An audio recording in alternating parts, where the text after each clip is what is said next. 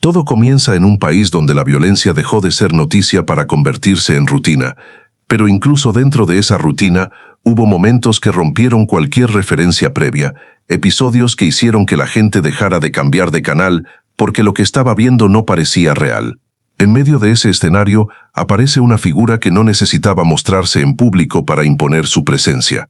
Su nombre empezaba a repetirse en informes, en conversaciones, en susurros cargados de miedo. Nemesio Oseguera Cervantes ya no era solo otro nombre dentro del crimen organizado. Estaba construyendo algo distinto, algo más agresivo, más visible, más calculado, y todo comenzó a tomar forma con una escena que nadie pudo ignorar. Era el 20 de septiembre de 2011 cuando la ciudad de Veracruz vivía una noche aparentemente normal. El calor persistía incluso después del atardecer, y las calles seguían activas, con personas saliendo de restaurantes, taxis circulando y la sensación de rutina que suele engañar a cualquiera. Pero esa normalidad estaba a punto de romperse de forma brutal. Varios vehículos comenzaron a desplazarse por una de las avenidas más transitadas. No llamaban la atención. No había persecuciones ni disparos, solo movimiento silencioso y coordinado. De pronto los vehículos se detuvieron. Las puertas se abrieron casi al mismo tiempo, y varios hombres descendieron con una calma inquietante. No estaban improvisando. Sabían exactamente qué hacer. En cuestión de minutos, comenzaron a arrojar cuerpos sobre el pavimento, uno tras otro, sin prisa pero sin pausa. La escena se volvió imposible de procesar. 35 personas fueron abandonadas ahí, en plena vía pública, frente a la mirada de quienes no podían creer lo que estaban viendo. Los cuerpos mostraban señales claras de tortura. No había duda de que aquello había sido planeado con tiempo. No era un enfrentamiento reciente. Era una ejecución masiva preparada para ser exhibida. Y junto a ellos, un mensaje firmado por un grupo que se hacía llamar los Matacetas. El texto no dejaba espacio para interpretaciones. Era una advertencia directa, una declaración de presencia, una forma de decir que había un nuevo actor dispuesto a imponer sus propias reglas. Este es el primer crimen, y no fue solo la brutalidad lo que lo hizo distinto, sino la intención. No era violencia oculta, no era algo que buscara pasar desapercibido. Era todo lo contrario. Estaba diseñado para ser visto, para ser compartido, para generar miedo colectivo. Las autoridades llegaron después, como si intentaran alcanzar algo que ya había ocurrido mucho antes de que ellos reaccionaran. La escena fue acordonada, pero el impacto ya estaba fuera de control. Las imágenes comenzaron a circular. Aunque intentaron limitar su difusión, la gente ya hablaba de ello. La pregunta era inevitable. ¿Cómo era posible que algo así ocurriera sin que nadie lo detuviera? Y la respuesta, aunque nadie quería admitirla, era clara. Había una estructura detrás, una organización que ya operaba con un nivel de control que superaba lo que muchos imaginaban. Mientras tanto, el nombre del Mencho comenzaba a aparecer con más frecuencia, no como una figura visible, sino como una presencia que se sentía en cada operación. Ese evento marcó un punto de inflexión. Ya no se trataba solo de controlar territorios, se trataba de dominar la narrativa del miedo. Con el paso del tiempo, ese primer golpe dejó de parecer un hecho aislado, era el inicio de una escalada. Para 2015, la situación había cambiado por completo. El grupo había crecido, se había expandido, y su capacidad operativa ya no podía compararse con la de antes. Las autoridades comenzaron a intensificar sus esfuerzos. Había presión, había operativos, había intentos claros de capturar a los responsables. Pero lo que ocurrió el 1 de mayo de 2015 cambió todo nuevamente. Aquella mañana, en una zona rural de Jalisco, el sonido de un helicóptero militar rompía el silencio. Formaba parte de un operativo dirigido a capturar a figuras clave del grupo. Desde el aire, los elementos de seguridad observaban el terreno, confiando en que tenían ventaja. La tecnología, la altura, la preparación. Todo parecía estar de su lado. Pero en tierra, alguien ya había previsto cada movimiento. Un grupo armado se encontraba listo. No estaban reaccionando, estaban esperando. Sabían la ruta, sabían el momento, sabían el punto exacto en el que el helicóptero sería vulnerable. Cuando la aeronave se posicionó en el lugar esperado, actuaron sin dudar. Un lanzacohetes fue preparado con rapidez. No hubo nerviosismo visible, solo ejecución. El disparo salió con precisión. El proyectil atravesó el aire en segundos y golpeó directamente al helicóptero. El impacto fue inmediato. La aeronave perdió estabilidad, comenzó a inclinarse y en cuestión de segundos el control se volvió imposible. Desde tierra, la escena era difícil de creer. Un símbolo del poder del Estado cayendo envuelto en fuego. El helicóptero se desplomó y con él murieron varios elementos de seguridad. No hubo oportunidad de reacción. Todo había sido calculado. Este es el segundo crimen y su impacto fue mucho más profundo de lo que muchos imaginaron en ese momento. No se trataba solo de un ataque, era una demostración clara de capacidad militar. Era la prueba de que el grupo podía enfrentarse directamente al Estado y salir victorioso en ese enfrentamiento. Las imágenes del helicóptero derribado recorrieron el país. La reacción fue inmediata. Se desplegaron operativos, se reforzaron estrategias, se intensificó la búsqueda, pero algo ya había cambiado. La percepción de control se había fracturado. La idea de que las Fuerzas Armadas tenían una superioridad incuestionable empezaba a debilitarse. El nombre del Mencho ya no era una referencia secundaria, era el centro de atención. Su organización no solo crecía en número, sino en audacia. Cada movimiento parecía responder a una lógica estratégica que iba más allá de la violencia impulsiva. Había planificación, había coordinación, había una intención clara de enviar mensajes que no pudieran ser ignorados. Pero si ese ataque había demostrado capacidad, lo que vendría después demostraría control absoluto sobre el caos. Ese mismo 1 de mayo de 2015, mientras las autoridades intentaban procesar lo ocurrido, otra operación ya estaba en marcha. Esta vez en el corazón de una de las ciudades más importantes del país, Guadalajara. La ciudad despertó como cualquier otro día. Tráfico, rutinas, gente apresurada. Nada hacía pensar que en cuestión de horas todo se detendría. Los primeros incidentes parecían aislados. Un vehículo atravesado en una avenida, luego otro, después un autobús detenido de forma extraña.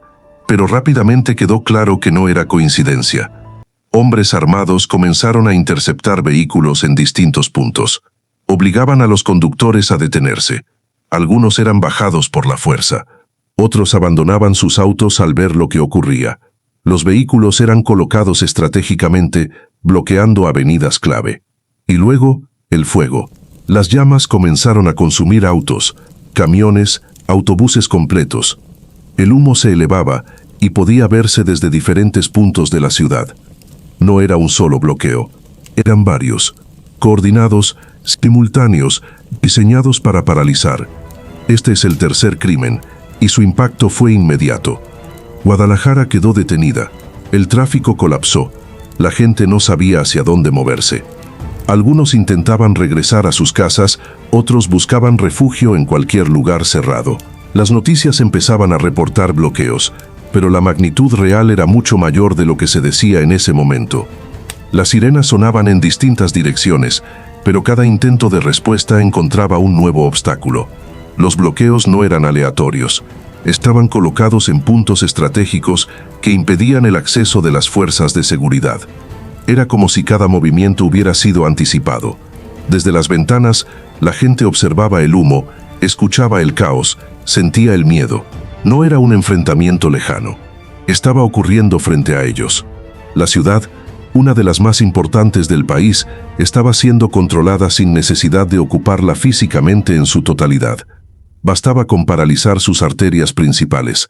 Las autoridades intentaban recuperar el control, pero la situación evidenciaba algo más profundo. No se trataba solo de violencia. Era una demostración de poder logístico, de coordinación, de inteligencia operativa. Era la capacidad de tomar una ciudad entera y detenerla sin previo aviso. Y en medio de todo, una constante. El nombre del Mencho seguía creciendo. No aparecía en escena, pero estaba en cada análisis, en cada informe, en cada intento por entender cómo una organización había llegado a ese nivel en tan poco tiempo. Lo que comenzó en Veracruz con una escena brutal, evolucionó hacia un ataque directo contra fuerzas militares y finalmente se convirtió en la capacidad de paralizar una ciudad completa. 3 momentos distintos, pero conectados por una misma lógica. No era violencia sin dirección, Era una construcción de poder basada en el miedo, en la visibilidad y en la demostración constante de control. Y lo más inquietante no era lo que ya había ocurrido, sino lo que aún faltaba por venir, porque si estos 3 crímenes habían marcado una escalada, lo que seguía demostraría hasta dónde podía llegar realmente. La sensación que quedó después de aquellos eventos no fue alivio, ni siquiera una pausa real, sino una especie de silencio tenso que anticipaba algo diferente. Ya no se trataba de demostrar fuerza de manera general, ni de enviar mensajes amplios que cualquiera pudiera interpretar. Lo que estaba por venir era más específico, más calculado y sobre todo más personal. Porque cuando una organización alcanza cierto nivel de poder, el siguiente paso ya no es solo expandirse, sino eliminar o intimidar directamente a quienes representan una amenaza real para su estructura. El 26 de junio de 2020 comenzó como cualquier otro día en la Ciudad de México. El tráfico avanzaba lentamente, los semáforos marcaban el ritmo de la ciudad y las personas estaban concentradas en su rutina diaria.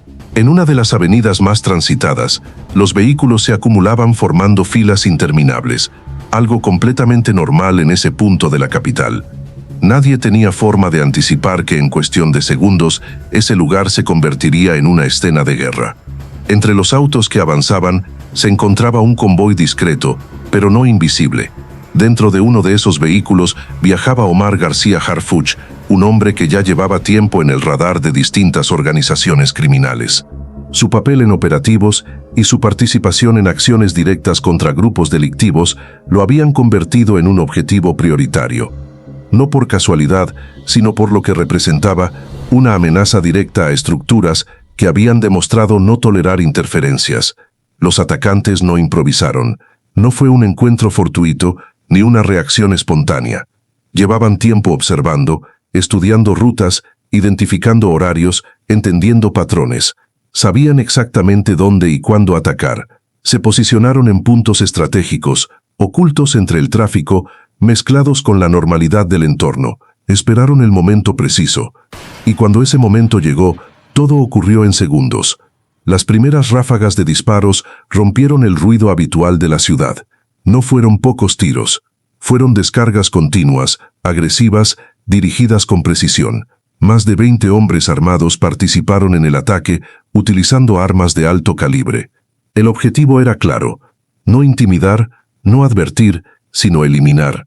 El vehículo en el que viajaba García Harfuch comenzó a recibir impactos de inmediato.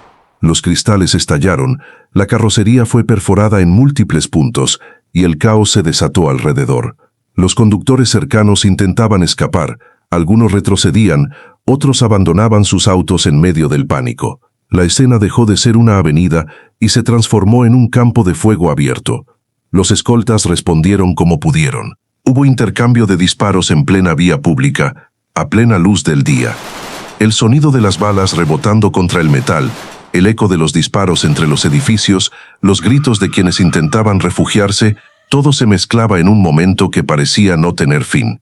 A pesar de la intensidad del ataque, el vehículo logró resistir lo suficiente para permitir la evacuación. Gravemente herido, pero con vida, García Harfuch fue trasladado de emergencia. A su alrededor, la escena era devastadora. Elementos de seguridad habían caído y civiles que simplemente estaban en el lugar equivocado también perdieron la vida. Este es el cuarto crimen, y su impacto no puede entenderse solo por la violencia que se vio en ese momento. Fue una señal directa, una línea cruzada que dejó claro que la organización ya no tenía límites geográficos ni simbólicos. Atacar en la capital, en una de las avenidas más visibles, y contra una figura tan reconocida, era una forma de decir que ningún lugar estaba fuera de su alcance. La noticia se expandió de inmediato. Las imágenes del atentado comenzaron a circular, mostrando vehículos destrozados, vidrios rotos, impactos de bala por todas partes. La gente no solo veía lo que había ocurrido, lo sentía como una advertencia cercana. Si algo así podía pasar ahí, podía pasar en cualquier lugar. Horas después, el propio García Harfuch confirmó lo que muchos ya sospechaban. El ataque había sido ordenado por el cártel Jalisco Nueva Generación. Con esa declaración, el nombre del Mencho volvió a colocarse en el centro de la conversación nacional. esta vez vinculado directamente a un atentado que había sacudido el corazón político del país. Pero mientras el mundo analizaba ese ataque, intentando entender cómo había sido posible, existía otra realidad que no aparecía en los titulares con la misma claridad. Una realidad que explicaba el origen de todo lo anterior, porque los hombres que ejecutaban estos actos no surgían de la nada. Eran producto de un sistema interno diseñado para algo mucho más oscuro. En regiones apartadas, lejos de las ciudades, en zonas donde el acceso es limitado y la supervisión casi inexistente, se desarrollaban procesos de entrenamiento que no seguían ninguna lógica convencional. No eran campamentos improvisados. Eran espacios controlados donde cada detalle tenía un propósito claro. Los reclutas llegaban con diferentes historias, diferentes niveles de experiencia, pero todos pasaban por el mismo proceso. Un proceso que no buscaba enseñar solamente habilidades tácticas, sino transformar completamente su forma de pensar. El objetivo no era solo crear combatientes, sino eliminar cualquier rastro de duda, de miedo o de empatía. Las jornadas eran largas, agotadoras, diseñadas para llevar el cuerpo al límite, pero lo más intenso no era el desgaste físico, sino lo que ocurría a nivel psicológico. Se les sometía a situaciones extremas, a decisiones imposibles, a pruebas que no dejaban espacio para la moral convencional. Todo estaba diseñado para romperlos. Algunos testimonios que lograron salir a la luz describían prácticas que resultaban difíciles de aceptar incluso para quienes estaban acostumbrados a escuchar historias de violencia. No se trataba solo de castigos físicos o disciplina estricta. Había algo más profundo, algo que buscaba eliminar cualquier conexión con la vida anterior de esas personas. Se hablaba de enfrentamientos entre reclutas, de dinámicas donde la supervivencia dependía de tomar decisiones extremas. Se hablaba de humillaciones constantes, de un ambiente donde la debilidad no solo era castigada, sino utilizada como ejemplo para los demás.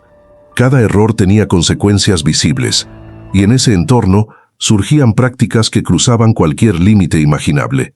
Relatos de canibalismo forzado comenzaron a aparecer en investigaciones y declaraciones, no como un acto aislado, sino como parte de un proceso diseñado para romper completamente la barrera psicológica más básica. La idea era simple y brutal. Si alguien podía hacer eso, ya no había vuelta atrás. Este es el quinto crimen, y aunque no dejó una escena visible como los anteriores, su impacto es incluso más profundo, porque revela la raíz de todo. Explica cómo una organización puede sostener niveles de violencia tan extremos sin fracturarse desde dentro. No se trata solo de lo que hacen hacia afuera, se trata de cómo se construyen por dentro, de cómo convierten a personas en piezas de una maquinaria donde la empatía no tiene lugar y donde la violencia se convierte en una herramienta normalizada. Las consecuencias de este tipo de estructuras van mucho más allá de los eventos visibles. No terminan cuando un ataque concluye o cuando una ciudad vuelve a la normalidad. Se extienden en el tiempo, en la forma en que afectan a quienes participan y a quienes viven alrededor de esa realidad. El impacto psicológico es profundo. Para quienes han estado dentro, salir no significa simplemente alejarse. Significa cargar con experiencias que no se pueden borrar fácilmente. Para quienes están fuera, la sensación de inseguridad se vuelve constante. No es solo miedo a un evento específico, es la idea de que existe una estructura capaz de operar de esa manera. Y mientras todo esto ocurre, la figura del Mencho sigue siendo el eje que conecta cada uno de estos eventos. No aparece en escenas, no necesita hacerlo. Su influencia se refleja en la forma en que todo está organizado, en la manera en que cada acción parece responder a una lógica clara, por más brutal que sea. Al observar toda la secuencia, desde el primer cuerpo abandonado en una calle hasta los procesos internos que moldean a quienes ejecutan estos actos, queda claro que no estamos viendo eventos aislados. Es una construcción continua, una evolución que ha ido adaptándose y creciendo con el tiempo. Lo más inquietante no es solo lo que ya ocurrió, sino lo que implica para el futuro. Porque entender estos hechos no es simplemente mirar hacia atrás. Es reconocer patrones, identificar señales, cuestionar lo que muchas veces se normaliza por repetición. La violencia no empieza en el momento en que se hace visible. Empieza mucho antes, en lugares donde pocos miran, en procesos que no siempre se entienden completamente. Y mientras no se comprenda esa raíz, lo que se ve en la superficie seguirá repitiéndose. Aquí es donde la historia deja de ser solo un relato impactante y se convierte en algo que exige atención, porque ignorarlo no lo hace desaparecer. Al contrario, permite que continúe sin ser cuestionado. Lo que hagas con esta información también forma parte del desenlace. Puedes dejar que sea una historia más que escuchaste y olvidaste, o puedes detenerte, analizar, compartir, mantener viva la conversación, no como un acto vacío, sino como una forma de no permitir que estas realidades se vuelvan invisibles, porque al final, lo más peligroso no es solo la existencia de estos hechos, sino la posibilidad de que se vuelvan normales. Y en ese punto, el silencio deja de ser neutral y se convierte en parte del problema.